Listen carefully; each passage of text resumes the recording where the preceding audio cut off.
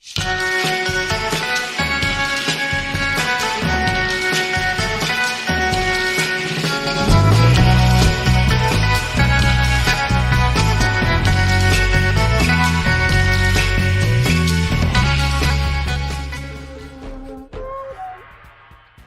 don't know about this, Joe. There is no fear in this dojo! Joe, we don't even know what a dojo is. There's no mercy in this dojo! Joe, why don't you take it down a notch? No mercy!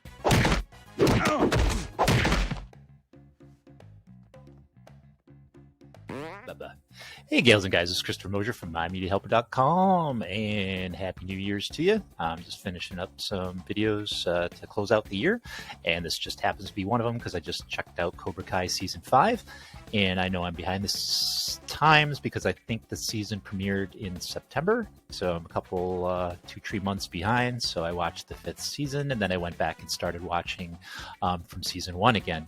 And, you know, when I went through this time, I was thinking, you know, this show is very unapologetic, meaning to the fact that it doesn't really cater to its audience. It gives its audience what it wants, but it doesn't go out and try to fill in all things for all people. It doesn't try to dot every I and cross every T and be like a lot of shows just want every demographic possible and will do that any way possible. And Cobra Kai does not do that. It goes, the creators basically do what they want to do. And then, of course, we enjoy it, the fans that watch it. And I mean, we have things like profanity all over the place. It's not a very politically correct show sometimes, especially with Johnny. There's teen drinking, which is crazy. There's no PSA saying teen drinking is wrong. And we know as an audience, we know that's wrong. We know drinking and driving is wrong. Johnny drinks and drives all the time. He's an infallible character. He's a flawed character. And we accept that as an audience in this.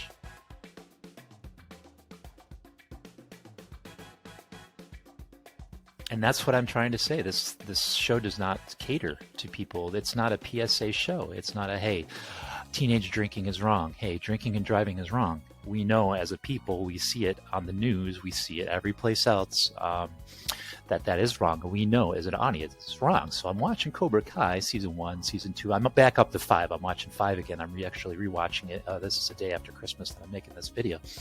And I'm saying, you know, this is a very unapologetic show. It doesn't try to preach to its audience. It entertains its audience. It doesn't go into teenage drinking, which we know is wrong. I don't want to hear a sermon about teenage drinking. Absolutely no, that's incorrect. Drinking and driving, absolutely no, that's incorrect. And the audience does too. So the creators of the show, the writers of the show, don't dumb it down. They don't talk to us like we're complete idiots. And this is all I've been thinking as I'm rewatching the show. So I kind of wanted to go into the movies and get further into what my point is and make a video about it. I know Cobra Kai videos have been done to death, but I think this is kind of a fresh perspective, at least of what I'm seeing on screen. Cobra Kai is an American martial arts comedy drama television series and a sequel to the original The Karate Kid films by Robert Mark Kamen. The movie series follows the journey of various coming-of-age teenagers who are taught in the ways of martial arts by an experienced mentor in order to stand up for themselves after being bullied or assert their dominance towards others. The very first film, The Karate Kid, is a 1984 American martial arts drama film written by Robert Mark Kamen and directed by John G. Avildsen. It is the first installment in the Karate Kid franchise and stars Ralph Macchio, Pat Morita, Elizabeth Shue, and William Kepka. The Karate Kid follows Daniel LaRusso, a teenager taught karate by Mr. Miyagi to help defend himself and compete in a tournament against his bullies, one of whom is Johnny Lawrence, the ex-boyfriend of his love interest, Allie Mills. The Karate Kid is a semi-autobiographical story based on the life of its screenwriter, Robert Mark Kamen. At age 17, after the 1964 New York World's Fair, Kamen was beaten up by a gang of bullies.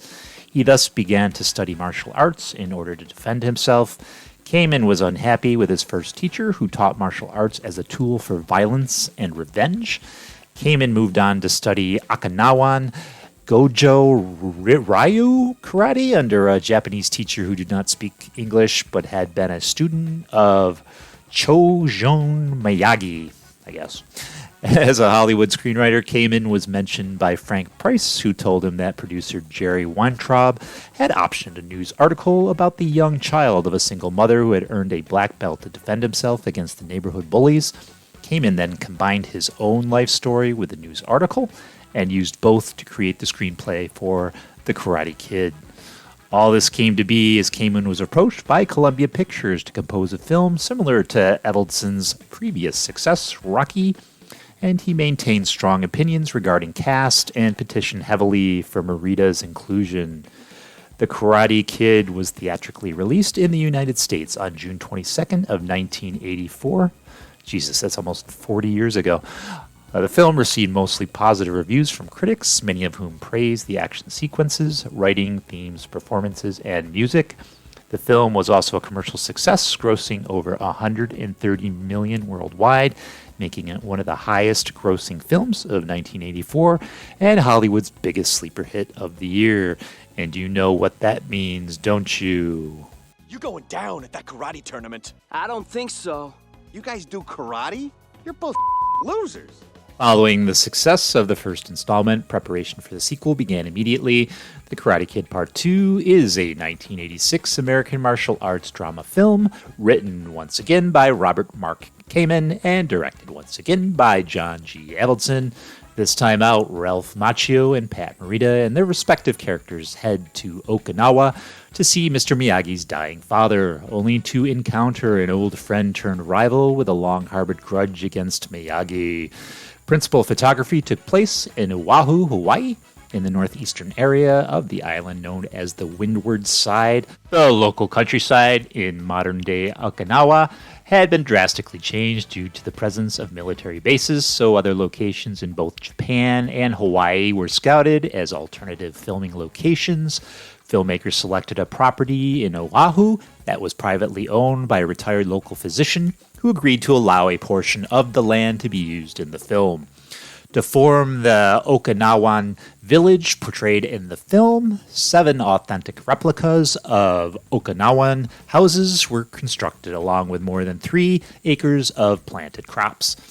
50 Okinawa-born Hawaii residents were also recruited as film extras. The Karate Kid Part 2 was theatrically released in the United States on June 20th of 1986, and the film received mixed reviews, with critics praising Morita's performance as well as the new locations and characters, while others criticized elements of the storyline, the antagonists, and some of the action scenes. The film was a commercial success, grossing $130 million worldwide, making it one of the highest grossing films of 1986. And you know what that means, don't you? The Karate Kid Part 3 was released in the United States on June 30th of 1989. In the film, the returning John Kreese, the antagonist from the first film, with the help of his best friend Terry Silver, attempts to gain revenge on Daniel and Mr. Miyagi, which involves hiring a ruthless martial artist and harming their relationship. And if you're currently watching Cobra Kai, all those names should be very familiar to you. Though moderately successful at the box office, The Karate Kid Part 3 received generally negative reviews, with criticism aimed at its rehashing of elements found in its 2 predecessors, though Thomas Ian Griffith's performance as Silver received praise from some critics.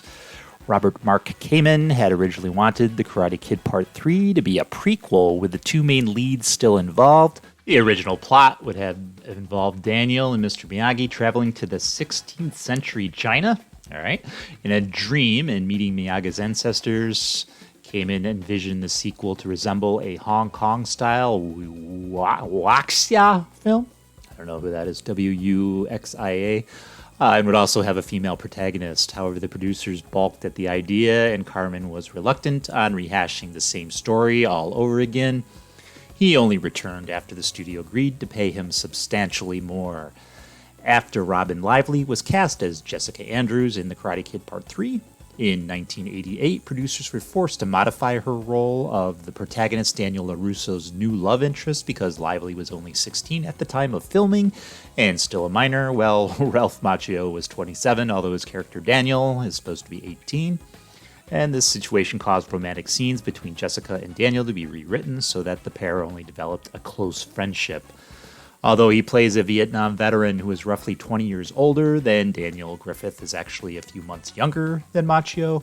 You wouldn't know it with Macchio still sporting that baby face after all these years.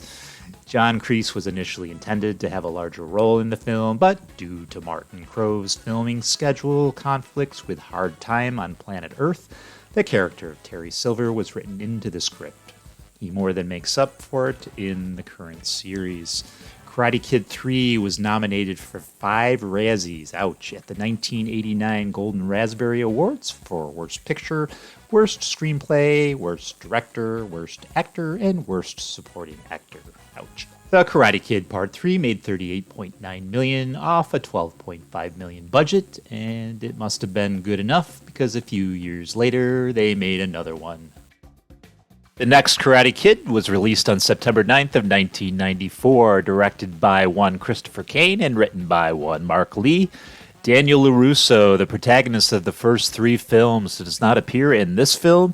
It is presumed that he went away to college, but in Season 4 of Cobra Kai, Daniel specifically admits to his newest student, Miguel Diaz, that he never actually went to college, instead just going wherever life took him, so who knows what the hell the character was doing. Ralph Macchio, on the other hand, at the time of the development of the next Karate Kid movie, was 33 years old, too old to reprise his role as a Karate Kid. Well, they could have changed it to Karate Man, I guess. He publicly stated that he was not interested in becoming the Sylvester Stallone of Karate Kid movies, though 24 years later, we all know Macchio and Daniel-san returns. Instead, a very young Hilary Swank portrayed the next Karate Kid in her first theatrical appearance in a starring role as Julie Pierce and Pat Morita as Mr. Miyagi. As far as I can tell, Hilary Swank is the only one of the main cast from the films who hasn't shown up in Cobra Kai. I don't know, maybe Michael Ironside, if he hasn't retired yet, will show up. Ironside's Paul Dugan character would fit right in with Kreese and or Silver. And Walton Goggins, perhaps, with a quick cameo, but he seems to be, I don't know, in movies these days. Hilary Swank, on more than one occasion, has said publicly that she hasn't been asked to be on Cobra Kai. If anything needs a write-in campaign, it's for Swank's character to show up in at least one episode and kick some Cobra Kai ass. The next Karate Kid made $15.8 million of a $12 million budget and officially brought this franchise to an end. Well, for now. And let me also mention, it was the great Pat Morita's final appearance as Mr. Miyagi due to Morita's passing on November 24th of 2005, so rest in peace for him. A remake of the original film, also titled The Karate Kid, was released in 2010. Set in Beijing, it starred Jackie Chan and Jaden Smith. No one really gives a shit, so we're only mentioning it exists, and it can stay out there in obscurity. As recently as this year, Sony Pictures announced that a new Karate Kid film is in the works, describing it as a return of the original Karate Kid franchise. The movie's release date is set for June 7th, 2024. Will this happen with Sony? Who the hell knows? Also forgotten is a 1989 NBC cartoon based on the Karate Kid series. The animated series ran 13 episodes, continuing the adventures of Daniel LaRusso and Mr. Miyagi. This time they're accompanied by a female accomplice, Takai. This series took a somewhere more mystical approach with adventures you couldn't possibly film on a Karate Kid movie budget. It's pretty terrible, but most animation released in the States at that time was pretty terrible. Hey, it was the 1980s. All right, let's talk Cobra Kai, as that's what we're leading up to here. Cobra Kai offers a continuation of the universe that the original films of the 1980s and 1990s created. 3 decades later, while directly based on Kamen's characters, Josh Held, John Hurwitz, and Hayden Schlossberg created this series. The first season launched on YouTube Red on May 2nd of 2018, with a second season following on April 24th of 2019. After production of Season 3 was completed, YouTube decided to stop producing scripted original programming, leaving the show without a home. Netflix acquired the series in June 2020 and has helmed production and release of the series since.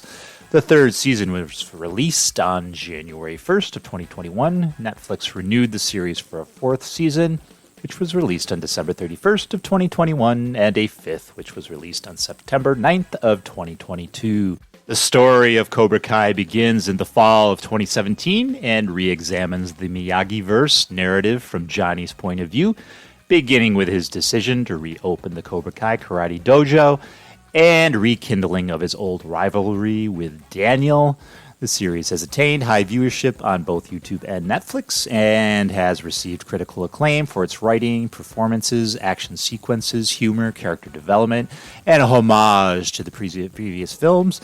It has received numerous awards and nominations, with the third season being nominated for Outstanding Comedy Series at the 73rd Primetime Emmy Awards. What I'm amazed at is that Cobra Kai has stayed pretty much below the radar of our growing cancel culture. I hope I'm not jinxing the show by making this video. You know, people will find something to make a gripe about and hang on to it like a Cobra Kai would hold on to their enemy. Surprisingly enough, I can't find one parent group or so-called woke group or church group or any group that has come out against the show. The show is violent, has profanity, shows teenage drinking, bullying. Johnny is about as politically incorrect character as you can get on a show, and the show is also not apologetic. No actor or anyone involved in the show is off talking bad about it. No scandals, no PSAs beyond the show's theme, which is fight for defense, fight to protect, what is yours, and honor. No PSAs towards teen drinking or profanity. We don't need it because the show knows we're smart enough and that we get enough of that in other outlets. We know bullying is wrong. Maybe we shouldn't swear as much as we do. Maybe kids shouldn't be swearing as much as they do, and they certainly shouldn't be drinking. No one should be drinking and driving. As an audience of all ages, we know this. It doesn't glamorize these situations. It's there, and it happens. The show does show the ramifications, but it doesn't pound you over the head with them. The show isn't written thinking the audience are idiots. Cobra Kai does the job it was intended to, and that is to entertain with its cartoon fight scenes that at times seem like a well-orchestrated dance. The plot lines delve into something you would see on an afternoon soap opera with all the love relationships and rivalries changing hands at any given season. Cobra Kai is basically a well-produced soap opera with karate. The melodrama is laid on there thick, and as I said before, unapologetically, and the show knows it. The villains chew up their over-the-top dialogue and spit it back in our faces.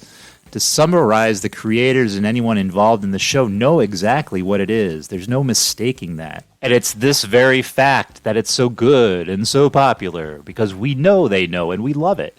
It's like the creators of the show and the audience are all in tune with each other, and that doesn't happen with a lot of shows that want to be all things to all people. Cobra Kai knows its audience and delivers exactly what they salivate for. Now, I'm sure there's a lot of shows like that don't necessarily cater or need to cater to their audience. I can think back when I first started watching the show 24 with Kiefer Sutherland. That was kind of in your face, do what we want to do. There wasn't profanity because it was on network television, but it was still kind of shocking the length that the character Jack Bauer would go to get the job done. And that was refreshing and surprising, and it wasn't politically correct, and it didn't seem to have to dot the I's and cross the T's, that I say. And that's what Cobra Kai seems as well. It just makes a good show. I watch a lot of Star Wars. I watch a lot of Marvel superhero shows. Those, maybe it's because I know more that happens behind the scenes with those shows than I did like a 24 or a Cobra Kai, because there's never any press or any bad press, at really any press towards them, except when the new season comes out. But when like a Star Wars or a Marvel, you always get articles, be them exaggerated or not. There always seems to be some type of happenings behind the scenes. I don't know if that has anything to do with it, but Marvel and Star Wars always seems to want to cater to the masses, and Cobra Kai doesn't. So that's what I was thinking while I was watching the series through again, and I just finished last night while I was making this video. And hey, I can't wait till the 6th season. I know they filmed 4 and 5 back back. So it's probably going to be a year or two before the next season comes out. So, of course, we'll all look forward to that. And that's it, guys and gals. That's all I wanted to talk about this time out. That's what I was thinking while I was watching the series. And I just wanted to make a video about it because I like the show and I like to make videos, baby. So please subscribe if you haven't already. I would appreciate it. I'll be making... Actually, this will be the last video I'll be making in 2022. I'll be making one tomorrow, just showing how the channel's done in a year. And yeah, 2023, babies. So please subscribe for 2023. Please like this video if you liked it. Please like this video if you hated it. Please share and hit the bell and all that good stuff. And I will see you in 2023. Happy New Year's, kids.